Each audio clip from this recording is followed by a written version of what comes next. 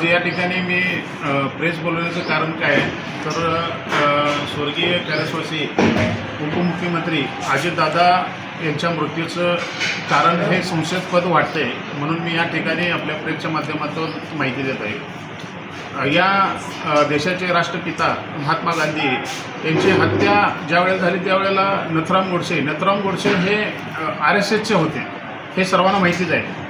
त्या पुढील काळात काही वरिष्ठ नेत्यांच्या हत्या झाल्या आणि त्यामध्ये संशयास्पद हे त्यांचंच नाव आहे। हे मी जे सांगते तुमच्या लक्षात यायला पाहिजे की हत्या कोणाच्या मार्फत, म्हणजे ज्या वेळेला महात्मा गांधींची हत्या झाली त्यावेळेला त्या RSSचे प्रमुख होते, त्यांनी त्यांच्या मनाशी विचार केला की या भविष्यकाळामध्ये आपण स्वतःहून कधी हत्या करायची नाही, हत्या नेत्यांच्या करायच्या पण इतराच्या मार्फत केल्या पाहिजे, म्हणजे दुसऱ्याच्या खांद्यावर बंदूक ठेवून आपण गोळी मारायची। अशा प्रकारामध्ये स्वर्गीय पंतप्रधान इंदिराजी गांधी, स्वर्गीय पंतप्रधान राजीवजी गांधी आणि या भारतीय जनता पार्टीचे प्रमोदजी महाजन यांची हत्या, स्वर्गीय गोपीनाथरावजी मुंडे यांची हत्या, स्वर्गीय विनायकरावजी मेटे यांची हत्या, ज्या पद्धतीने महात्मा गांधींना मारलं परंतु ते डायरेक्ट मारलं, इनडायरेक्टली ह्या नेत्यांच्या हत्या त्या एका संस्थेनं घडवून आणलेले आहे। हे संशयास्पद आहे सर्वसामान्यांच्या तोंडामध्ये तेच आहे। आता जे गुजरातमध्ये विजय रुपानी यांना मारण्यात आले, विजय रुपानी एक चांगले आणि धडाडीचे माजी मुख्यमंत्री होते आणि ते लंडनला विमानातून जात असताना त्या विमानात आजच्याच पोटारी बातमीला ते प्रसारित झाले की त्यांचं इंजिनचं सप्लाय होणारा पेट्रोल बंद करून ते विमान त्या ठिकाणी टेकअप घेतानाच पाडलं गेलं।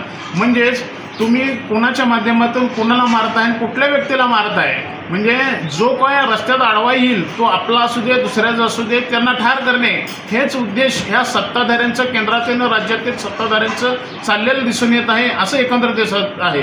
याच पद्धतीने आमचे आत्तापर्यंतचे जे विरोधक होते, काही राजीवजी गांधी असतील, इंदिराजी गांधी असतील, या विरोधकांना मारलं गेलं, परंतु सत्ताधारी असणाऱ्या व्यक्तींना मारलं गेलं हे पहिल्यांदाच इतिहासामध्ये घडलं। यामध्ये स्वर्गीय अजितदादा हे विमान त्यांचं लँडिंग होताना त्या विमानामध्ये काही पेट्रोलचं कॅन ठेवलं होतं असं कळतं आहे। त्याच पद्धतीने त्यांच्या तांत्रिक बिघाड घडवून त्याचे ज्या वेळेला लँडिंग होतं त्या लँडिंगवर त्यांची चाकं ओपन होतात, ते चाकं अचानक ओपन झाले नाहीत, ते चाकं ओपन न झाल्यामुळं ते लँडिंग व्यवस्थित न झाल्यामुळं ते खाली जाऊन पडलं। त्यानंतर त्या रोजचे त्या विमानात असणारे कॅप्टन साहिल मदन आणि कॅप्टन श्याम म्हणून असं कोणतरी होतं आणि ते बदलून त्या ठिकाणी समित कपूर आणि संभावी पाठक हे त्या ठिकाणी आले। ज्यावेळेला ह्याच्यामध्ये फ्लॅट अटेंडंट मुलगी पिंकी माळी होती, तिला तिच्या वडिलांना काहीतरी सांगायचं होतं, त्यावेळेला त्या फ्लॅट अटेंडंटमध्ये तिला असं काही जाणून येत होतं काही घटना भविष्यात घडणार आहेत, परंतु ती वडिलाला सांगू शकली नाही, त्याचाही अंत त्या ठिकाणी झाला। माझं म्हणणं असं आहे की या सत्ताधाऱ्यांना सत्तेत येण्यासाठी विकास माध्यमातून त्यांना नाही आहे, विकास माध्यमातून पुढे यायचं नाही तर त्या नेत्यांना टार्गेट करून त्यांना त्यांची हत्या घडवून तिथं आपण कब्जा करायचा ह्या माध्यमातून। आत्ताचं सध्याचं जे प्रकरण आहे अजितदादाचं, हे अजितदादाचं हा घातपातच झालेला आहे त्यांचा, त्यामुळे हा घातपात त्या ठिकाणी त्यांचे असणारे नेते प्रफुल्ल पटेल यांच्या मार्फत घडवून आणलेलं आहे असं TVच्या माध्यमातून बोललं जातं आणि त्याचा संशय सगळ्यांना आहे। कारण प्रफुल्ल पटेल हे अजितदादा गटाचे वरिष्ठ नेते होते, ते मूळतः गुजराती होते, कारण त्यांचे वडील व्यवसायासाठी गुजरातमधून गोंदिया भंडारमधून आले होते भंडारामध्ये, तर त्या ठिकाणी मूळ असणारे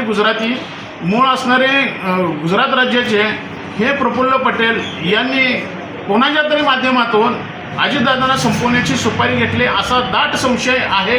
माझं वैयक्तिक मत आहे, इतरांचं नाही, परंतु अजितदादाला या RSSचे किंवा राष्ट्रीय नेते, RSSचे केंद्रातील नेते, RSSचे भाजपचे वरिष्ठ नेते आणि राज्यातील काही भाजपचे वरिष्ठ नेते आणि सध्या चांगल्या पदावर असणारे ह्या नेत्यांनी सगळ्या मिळून हा प्लॅन केला आणि तो प्लॅन व्हाया प्रफुल्ल पटेल यांच्या मार्फत घडवून अजितदादाची विमानात हत्या घडवून आणली।